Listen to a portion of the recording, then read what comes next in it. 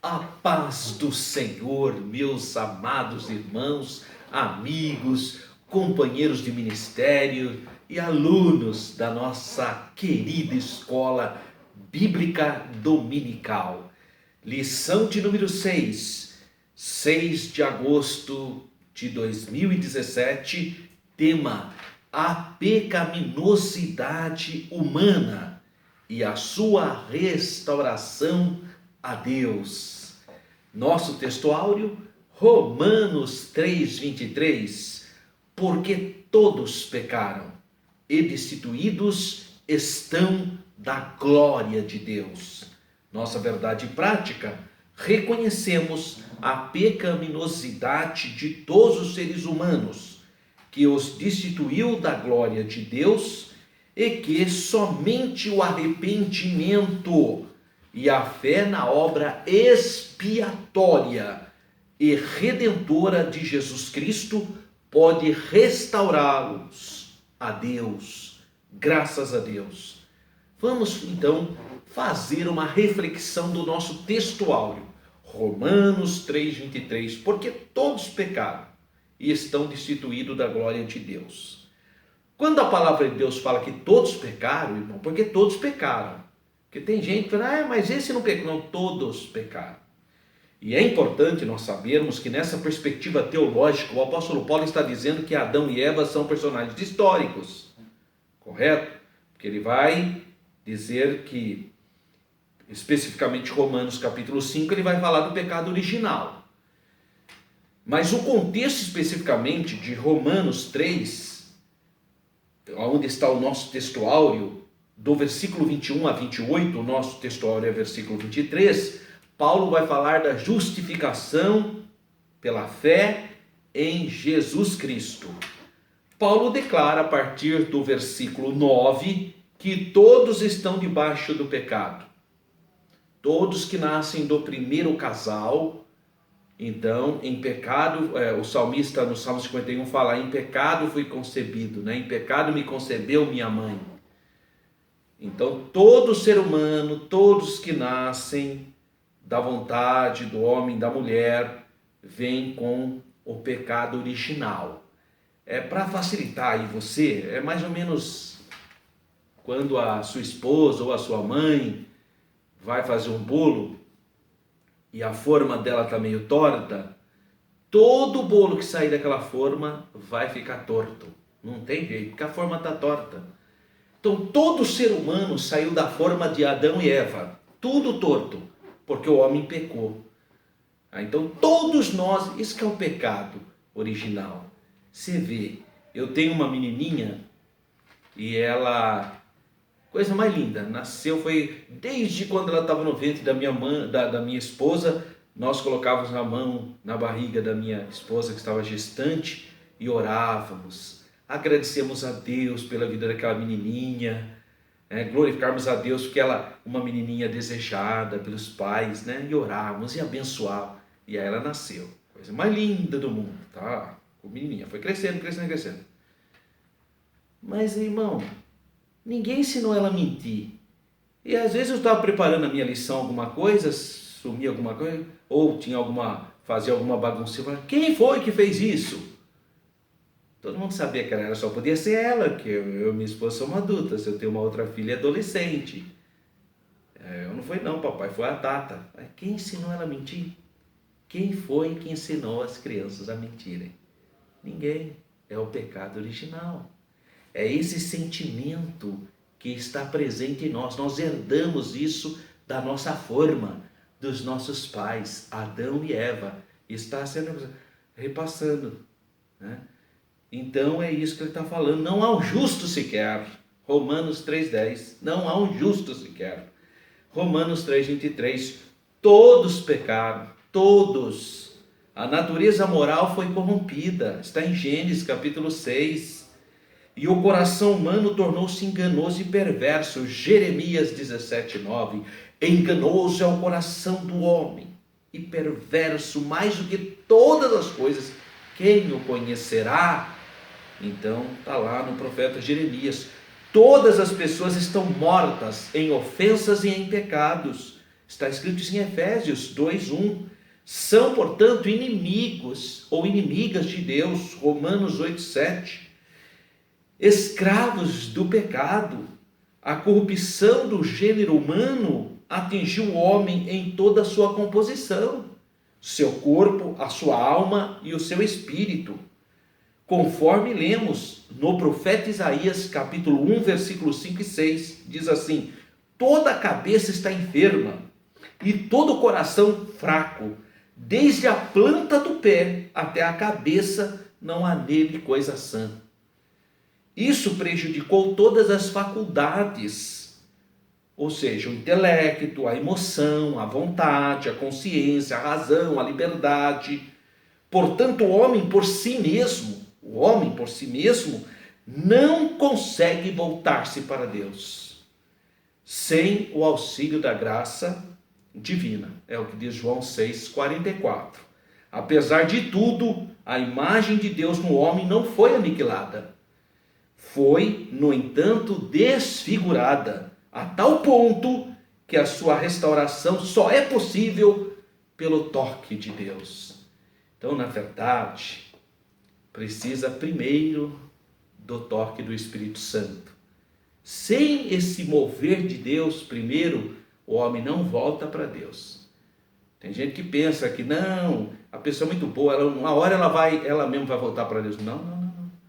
Só volta se o Espírito Santo. Então o primeiro toque é de Deus. Sempre a iniciativa é o toque de Deus. Deus, pelo Espírito Santo, toca, né? A graça de Deus, né? Primeiro. E aí a pessoa aceita ou não. É como diz, eis que estou à porta e bato. Jesus está à porta e bato. Então a primeira iniciativa é de Deus. Agora, o abrir a porta e receber, aí é uma outra coisa. Por isso, quem crer e for batizado, e quem não, quem não crer será condenado. Então a pessoa tem a liberdade de aceitar ou não. Mas que o primeiro toque provém de Deus, é de Deus. Muito bem. Jesus reconheceu algumas qualidades no moço rico. Ele reconheceu algumas coisinhas boas, né, no moço rico. Até mesmo nos fariseus, está lá em Mateus 23, até ficou admirado de certas atitudes. Todos nós conhecemos pessoas que não são tementes a Deus, que não são crentes em Jesus, mas que são boas. Eu pelo menos conheço pessoas que eu sei que não aceitou a Jesus, mas é um bom pai de família, um bom trabalhador, é uma pessoa boa, coitado. Quer ver? Lá em Lucas 7, capítulo 7, versículos 4 e 7, o centurião de Cafarnaum não era um homem bom? Então tem gente boa. Ainda que o bem social que elas praticam leve a marca da contaminação do pecado. Então, tem muita gente que eu chamaria o pavio que fumega. Agora, para a pessoa realmente aceitar Jesus, o primeiro toque provém de Deus. Graças a Deus. Porque todos pecaram. Isso é que diz o nosso textuário. No grego notemos o aroisto, pecaram. Isso indica o quê? Fato consumado. Pecaram, pecou. Nenhum debate poderia alterar o fato desse resultado. Destituídos estão. São palavras que podem ser traduzidas exatamente por ficam além da. Isto é, não consegue atingir o alvo desejado. Errou o alvo. Destituídos estão. E isso tem a ver com uma série de questões, né? Então, pecaram, desqualificaram-se mediante prática contínua do pecado. Paulo, principal dos pecadores, em um desabafo, em Romanos 7,24, ele fala: miserável homem sou eu. Olha que coisa, né? Ou desventurado homem que sou, tendo tido de descobrir que era necessário depositar sua confiança, então, exclusiva no Senhor Jesus. É só pela misericórdia, irmão, que nós somos salvos, pela misericórdia de Deus, pelo grande amor de Deus. Então, por causa dos efeitos maculadores do pecado, o homem vive continuamente aquém, destituído. Não é? Destituído do quê? Da glória de Deus, da comunhão, da presença de Deus, da aprovação de Deus, tá? Destituído dessa comunhão gloriosa. Portanto, Paulo mostra, sim, os resultados do pecado universal.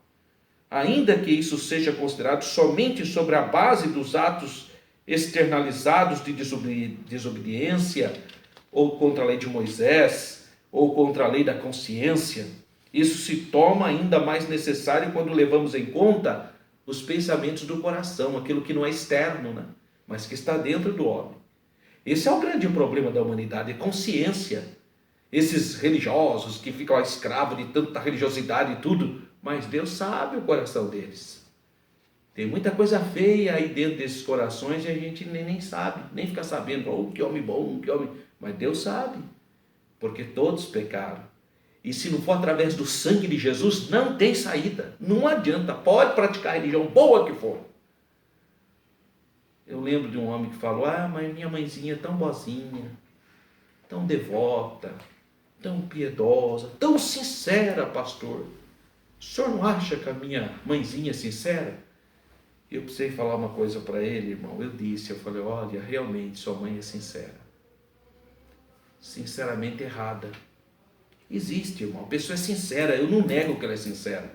Ela realmente é sincera. Mas no erro, né, irmão? Fazer o quê? Precisa aceitar Jesus. Precisa confessar Jesus como Salvador. Receber o perdão dos pecados mediante o sangue do Cordeiro. Para ser salvo. Glória a Deus. Porque todos pecaram e estão destituídos da glória de Deus. Então, feito essa primeira consideração sobre o nosso texto áureo, vamos para o objetivo geral da nossa lição. Compreender a pecaminosidade de todos os seres humanos que os destituiu da glória de Deus. Há aqui uma orientação pedagógica para interação com o professor. E fala então que no livro do Gênesis encontramos um dos relatos mais tristes da história da humanidade. Que relato é esse? A queda. Mas Deus não foi pego de surpresa, irmãos.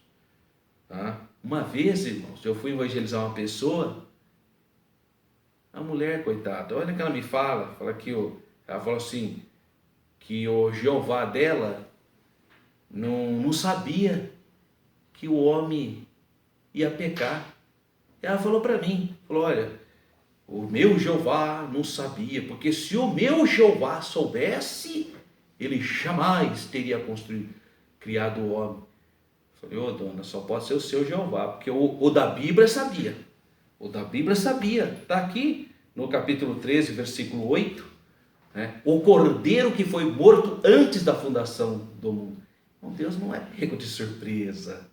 Ele é Deus, ele sabe tudo, é da natureza dele, senão ele não é onisciente, né?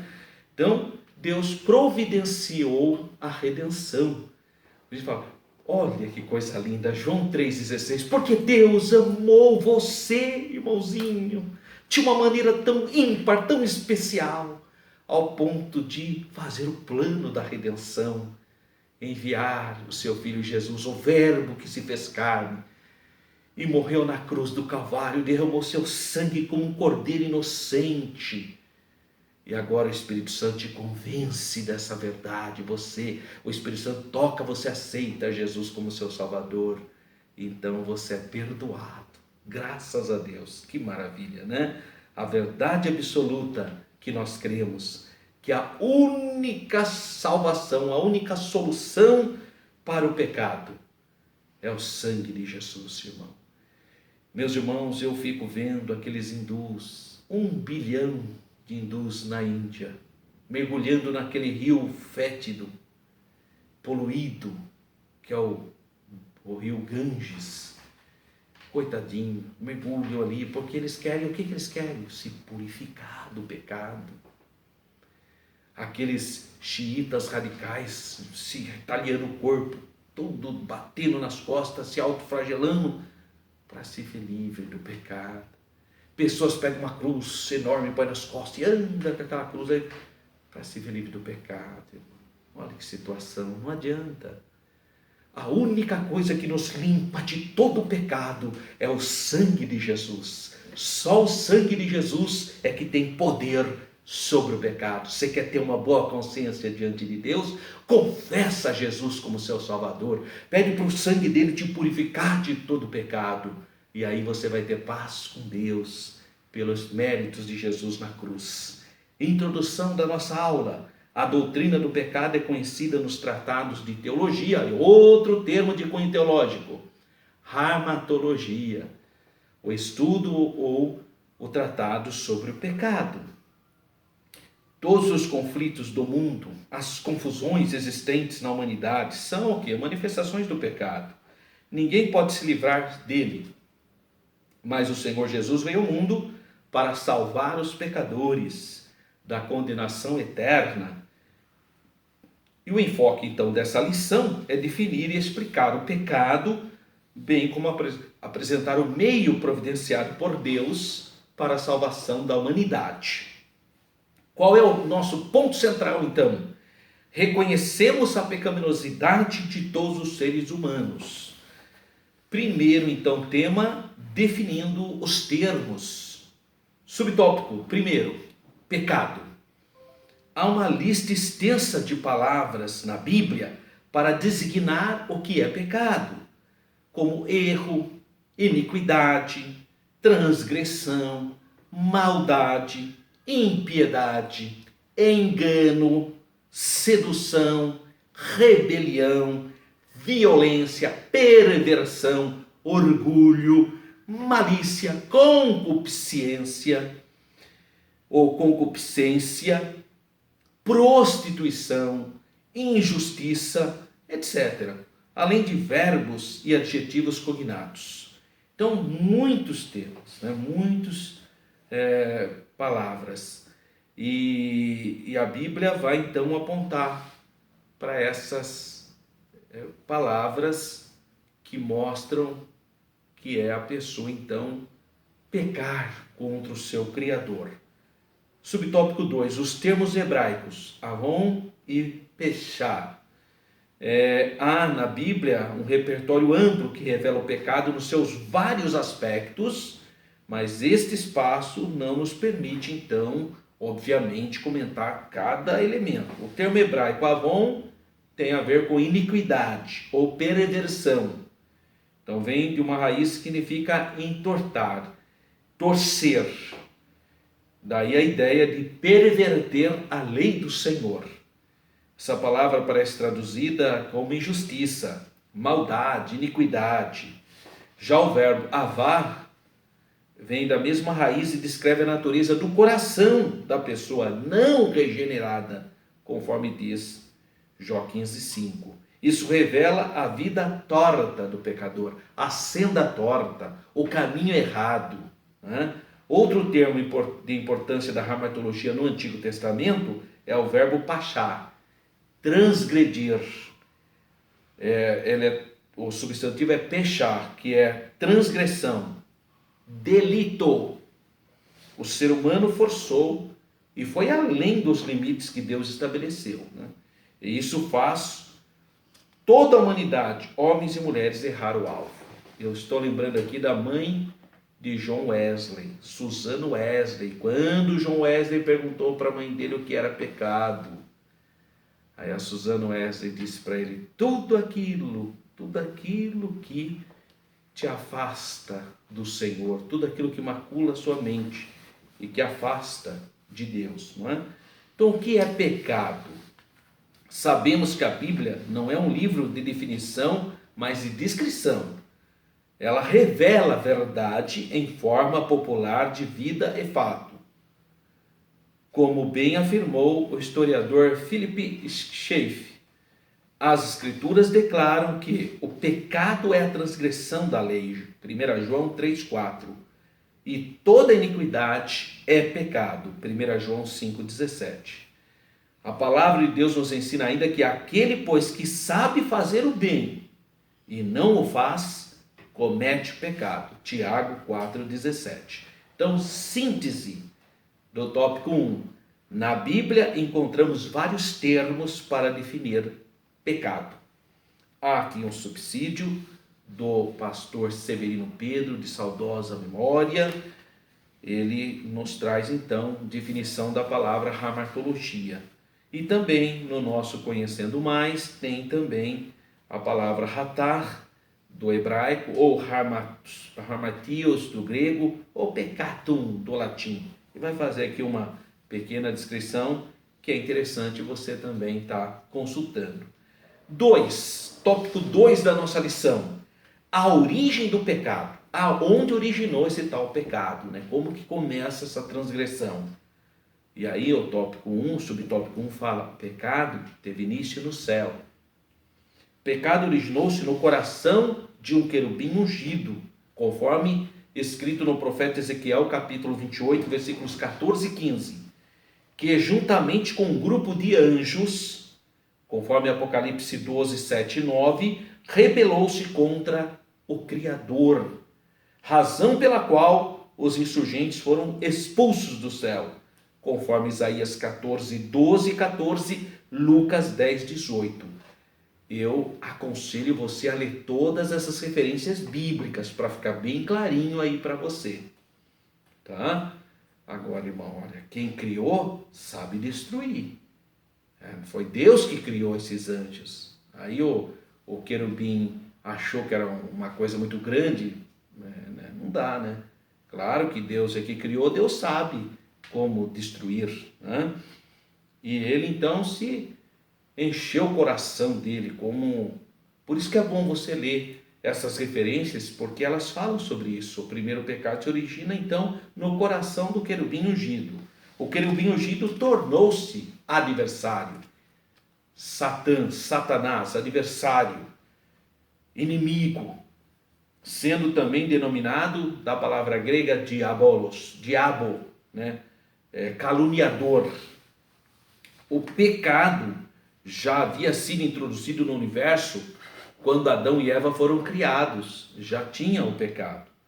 Antes de acontecer na terra, o pecado se originou no céu pelo mau uso do livre-arbítrio, né? O mau uso do livre-arbítrio. Mas o livre-arbítrio é fundamental. Por que o livre-arbítrio é fundamental? Porque, irmão, se você não tivesse o livre-arbítrio, você ia dizer que você não teria responsabilidade por nenhum ato que você cometesse. Está vendo onde está o problema? Quando as pessoas falam que não tem livre-arbítrio, toda a responsabilidade cai nas costas de Deus. Então é culpa de Deus, então. Por quê? Se a pessoa já estava predestinada a fazer aquilo, qual é a culpa dele? Por exemplo, Caim matou Abel. Por que ele matou Abel? Porque ele podia ter evitado. Claro, ele teve o livre-arbítrio, mas o orgulho, a vaidade, a pecaminosidade ele matou. Agora, se ele não teve o livre-arbítrio, então ele matou o Abel porque ele tinha sido predestinado. Então qual a culpa ele tem? Nenhuma, ele foi obrigado a fazer isso. Então cuidado, o livre-arbítrio é fundamental para que você assuma as suas responsabilidades, né? Não é jogar, você vê, irmão, fazer o quê, né? Olha que simplicidade. Você vê, irmão, eu caí, né? Não, ninguém cai, as coisas não são assim. A pessoa, é igual a pessoa que fala, caí em pecado. Você não caiu em pecado, você pulou no buraco. Você pensou, você meditou, você teve tempo para sair correndo, fugir. Mas você pulou, né? Agora vem com essa historinha aí, cair. Não vem disfarçando não, quer dizer, caiu, não caiu. Você pulou no buraco, né? Porque Deus nos deu livre-arbítrio para ter discernimento. E você recebe avisos de Deus. O Espírito Santo fala com a gente, mas a pessoa não ouve, né? Depois vai dizer que eu acho que eu estava predestinado. Estava predestinado. Foi você que escolheu o seu caminho. Como a Bíblia fala, quem crê é decisão e for batizado será. E quem não crê será condenado, mas é você que decidiu, né? Então o pecado já havia sido introduzido. Infelizmente, ele não soube usar o livre-arbítrio. Jesus disse que o diabo peca desde o princípio. Foi Jesus que falou isso em João 8,44. O querubim ungido foi criado perfeito em sabedoria e formosura, tinha o selo da perfeição, mas deixou o coração, né, inchar. Foi o orgulho, a soberba, que fizeram que o querubim se transformasse em Satanás. 1 Timóteo 3,6. Ele foi então expulso do céu com os anjos que acompanharam essa rebelião. Quanto aos anjos que se rebelaram, tornaram-se demônios. Entendemos que a primeira manifestação do pecado aconteceu então na esfera angelical. Foi lá que tudo começou. Segundo subtópico, o pecado no Éden. O pecado então já existia antes da criação de Adão e Eva. Adão tinha permissão de Deus para comer de todas as árvores no jardim, exceto da árvore da ciência do bem e do mal. Pergunto para você, se Deus não tivesse dado o livre-arbítrio para Adão, não seria melhor ele construir um muro em volta da árvore? Porque aí não tinha jeito dele pegar. Mas Deus deu livre-arbítrio. Vamos ver se o homem vai ser fiel ou não. Deu liberdade para ele. De toda árvore do jardim comerás livremente, mas da árvore da ciência do bem e do mal, dela não comerás, porque no dia em que dela comeres, certamente morrerás. Agora ele teve a liberdade, o livre-arbítrio para escolher. Se ele foi comer, ele desobedeceu. A advertência foi clara. Quando o casal comeu o fruto proibido, eles perceberam que estavam nus e procuraram se esconder da presença de Deus. Ocorreu a ruptura, ali ocorreu a morte, né? A universalidade do pecado, a universalidade do pecado, subtópico 3, a Bíblia é clara ao ensinar que herdamos a natureza, que eu falei o pecado original, né? Isso passou a ser conhecido como pecado original. Romanos capítulo 5 fala, a Bíblia nos mostra como essa transmissão do pecado de Adão passou para todos os homens, mas afirma que se trata de um fato incontestável. É por isso que eu falo para os meus alunos que Adão e Eva não tiveram filhos antes da queda. A prova está aí. Todos receberam o pecado, então eles só tiveram filhos após a queda, porque todos pecaram, todos. Agora, se ele tivesse tido filho então antes da queda, então tem alguém que nasceu fora da queda. Então não é possível, não há possibilidade de ele ter tido filho antes da queda. Foi depois da queda que eles geraram, né? Que eles multiplicaram. Assim as escrituras mostram como todos nós, homens e mulheres, estamos diante de Deus. Nosso textual, Romanos 3,23, todos pecaram. O quadro apresentado é como se segue: todos extraviaram, não há quem faça o bem, por isso não há no mundo quem não peque. E nós pecamos, irmão. A diferença minha, sua, que tem temor de Deus, é que nós não temos prazer no pecado. Quando a gente dá alguma nota fora, a gente já se arrepende. Jesus, perdoa meu irmão, me perdoa, porque nós não temos prazer no pecado. Nós não somos escravos do pecado. E o mundo? O mundo tem prazer no pecado, vive no pecado, é escravo do pecado. Mas nós não. Graças a Deus, pela misericórdia do Senhor, nós não temos prazer no pecado. É isso que João fala. Quem é de Deus não tem prazer no pecado. Ou não peca, né? Como ele usa a expressão não peca, não tem prazer no pecado. Eu coloquei aqui, eu acrescentei um item que eu achei relevante, porque pode surgir essa pergunta na sua sala de aula. É o item 4. A situação dos recém-nascidos e das crianças. Eu acrescentei isso e eu acho que seria importante você entrar então no meu site www.tudojuntoprofessoralberto.com.br e dar uma lida lá, tá bom? Isso não tem na nossa lição, mas eu acrescentei esse subtópico 4, a situação dos recém-nascidos e das crianças. Então você dá uma lida lá, eu não tenho tempo suficiente para estar compartilhando com você, mas entra lá no meu site, dá uma lida lá, tá? Nesse material que está muito importante, porque vai que um aluno pergunta para você na aula, né? Ou algum irmão tem esse interesse, e a situação dos recém-nascidos e das crianças? Dá uma lidinha lá, tá bom? Síntese então do tópico 2. O pecado teve sua origem no céu, porém na terra ele teve início com a desobediência de Adão e Eva, que é o primeiro casal. E nós cremos nessa literalidade porque Jesus fala disso.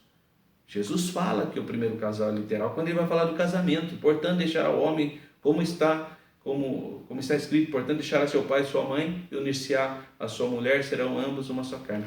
Como foi no princípio, ele fala. E Paulo fala também, cita literalmente Adão e Eva. Nós temos um subsídio teológico, o pecado no Éden, Satanás e a raça humana. Importante que você leia, isso aí foi retirado da Bíblia de Estudo Pentecostal. Então, um material muito bom. E é o último tópico nosso, que é o tópico 3, a solução para o pecado. Glória a Deus, né?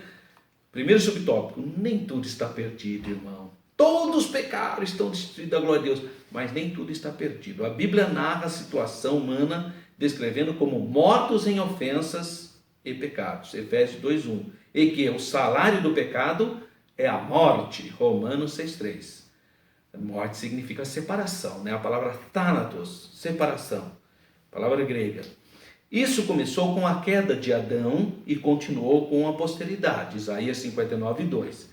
Mas Deus, em sua infinita bondade, misericórdia, compaixão, declara agora que nos vivificou, Efésios 2:1, parte A, e que seu dom gratuito é a vida eterna, Romanos 6:23b. A graça está disponível para toda a humanidade e a salvação em Jesus pode ser encontrada em todos os lugares. Deixa eu te falar uma coisa. Você não acha mesmo que Jesus, o Verbo, se fez carne só para você ficar mais rico, né? Materialmente. Não é possível que você pense nisso. Você acha mesmo que Deus enviaria o Filho dele se fosse só para você ter uma vida de prosperidade? Moisés resolveria o seu problema. João Batista resolveria. Mas eles não puderam resolver. Porque o nosso problema é muito mais grave que isso. Nosso problema era de alma. E só Deus se fazendo carne, vertendo o sangue dele é que tem poder para me desinfectar, retirar esse pecado e fazer de mim um cidadão celestial e me dar a vida eterna. Então o Verbo se fez carne para salvar a tua alma. Isso que é importante. Não é à toa que Jesus viu os discípulos tudo alegrinho. Jesus, olha, nós expulsamos demônios, nós fizemos isso no seu nome. Que bom, mas eu quero que vocês se alegrem pelo fato do nome de vocês estar escrito no livro da vida. Então Jesus morreu na cruz do Calvário para nos salvar, graças a Deus. Subtópico 2, a provisão de Deus. O pecado entrou no mundo para um homem. Adão, assim também a redenção veio para um homem. A graça de Deus, o dom pela graça, que é de um só homem, Jesus Cristo, abundou sobre muitos. Romanos 5:15 e Romanos, que fala sobre a doutrina do pecado original. A morte de Jesus foi expiatória, um sacrifício pelos nossos pecados que, Romanos 3:25, Deus propôs para a propiciação pela fé no seu sangue. Pecado, que fala que todos pecaram. Expiação, olha, e tem mais, deixa eu aproveitar e te explicar. Tem denominações, grupos religiosos que não acreditam no pecado original. Sabe o que eles falam? Ué, Adão pecou, Eva pecou e não estava lá. O que eu tenho com isso? Olha, ainda zomba ainda, irmão. Olha que falta de visão.